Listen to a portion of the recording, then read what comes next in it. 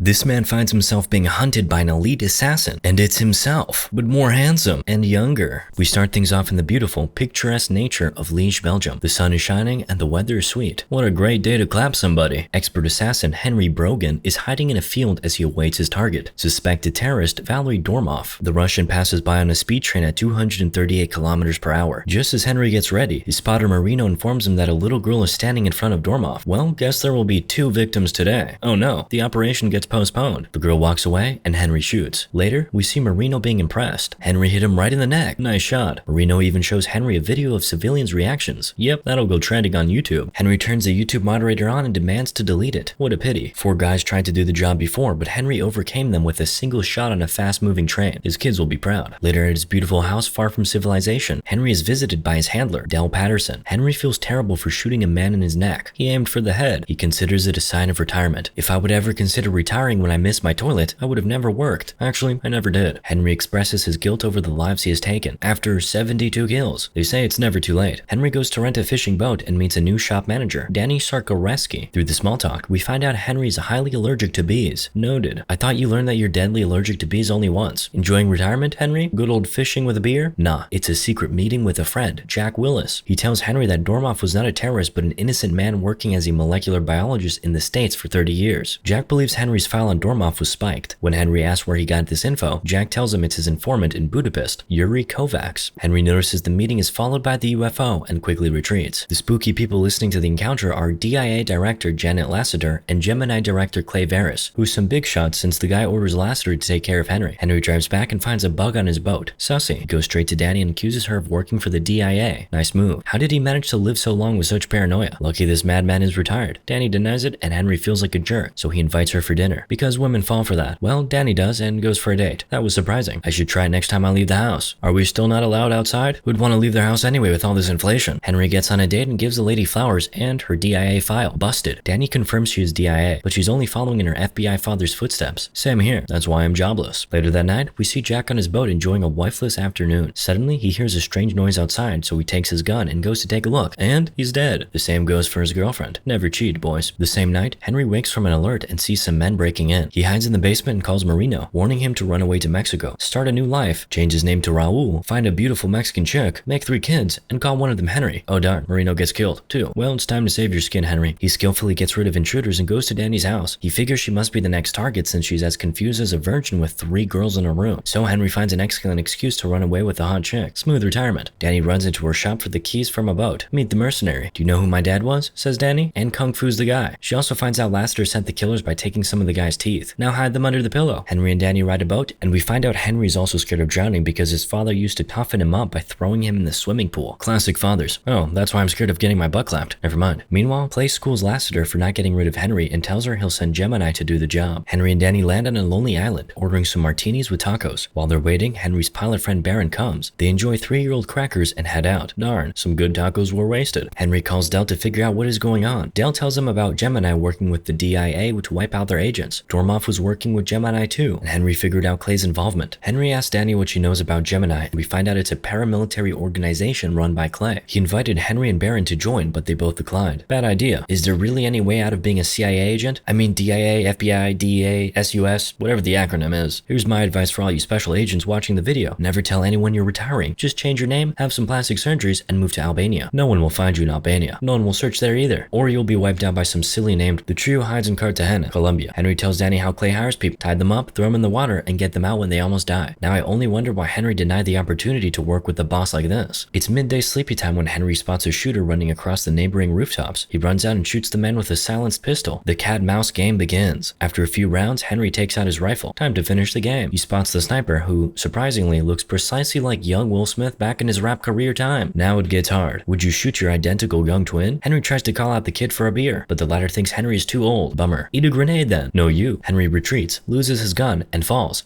Maybe you're too old for this game. The chase continues on motorbikes. The kid wounds Henry, and the old boy flames the kid's bike. Epic. The kid runs out of ammo, so he pushes Henry out of the bike and tries to kill him with his moto.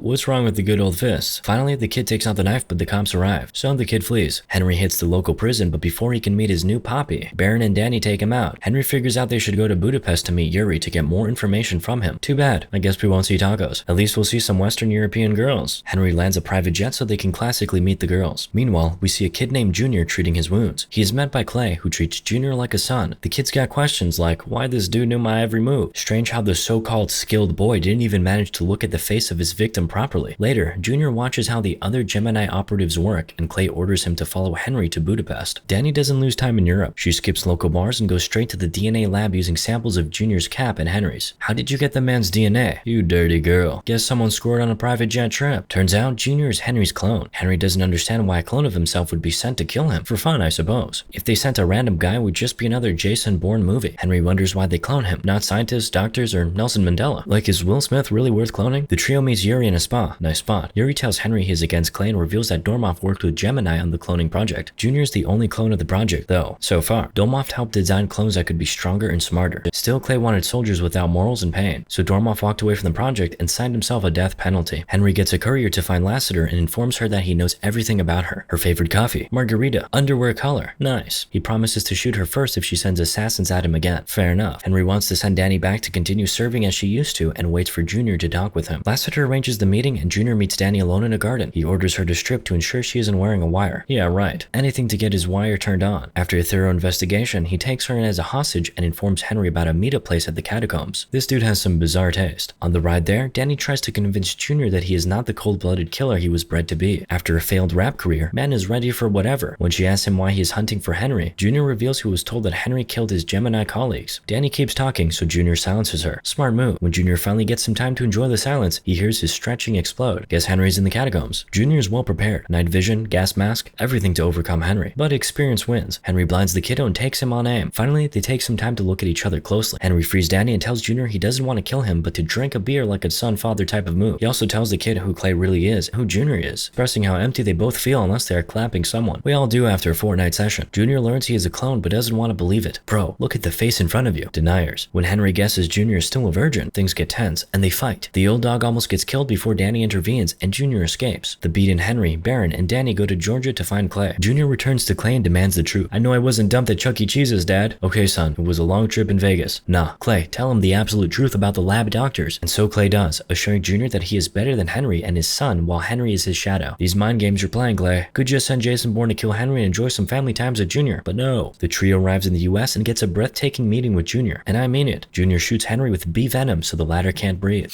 After seeing Henry's legitimately allergic, he hits him with an EpiPen. Thanks, son. Then Junior takes out Henry's tracking device that was always in his body, so those chip conspiracy theories were true. Quick, check your biceps, guys. Finally, both Smiths team up to stop Clay. On the way there, older Smith tells more about his tough childhood. Strict mother, no father. Classic Phillies. As they drive into town, Clay calls Junior and tells him to run. While the naughty boy disagrees, the car gets hit by a tank. Should have listened to your dad. Now Baron is dead. Good fella he was. Henry, Danny, and Junior manage to jump out of the van right on time. More Gemini operatives roll over and the Smiths family splits up. Darn, these kids grow up so quick. Junior finds Clay and asks him to stop, but it doesn't work well. Meanwhile, a fully armored machine gunner shows who's the boss in town. Henry and Danny duck down. They manage to kill some operatives while Junior shows Clay he's a big boy now and fights him, knocking Daddy out. Danny is wounded and Henry has one bullet left. Things turn nasty. Henry kills 2 men with 1 bullet. Classy, but more is coming. Yay, it's Junior. Saved his father's clone. Meanwhile, Clay wakes up and commands the armored gun to hunt our triplet down. We see some fantastic kung fu, then an armored guy gets on fire and walks like a Terminator. No pain, no gain. After a few more shots, he's down. Henry gets his mask off and sees another darn Will Smith. The world's got enough of you, man. You got your Oscar. Go retire for the love of God. The awkward scene breaks when Clay enters the building. He says that this was all to reduce the cost of human life in warfare, and using a skilled clone of Henry was the perfect plan. Almost. I guess an army of cyborgs and drones would actually make it better. Why bother with clones? Junior wants to shoot Clay, but Henry stops him as he doesn't want Junior to feel the same trauma of clapping people. So instead, Henry blasts a hole in Clay's chest. Sometime later, we find out the Gemini program is shut down, and no more clones are running around. Henry and Danny meet Junior on a college campus. Junior got the name Jackson Brogan, using Henry's mother's maiden name. Danny has been promoted, and Henry enjoys his long-awaited retirement. The three walk off together. Moral of the story? Trust no one, not even yourself.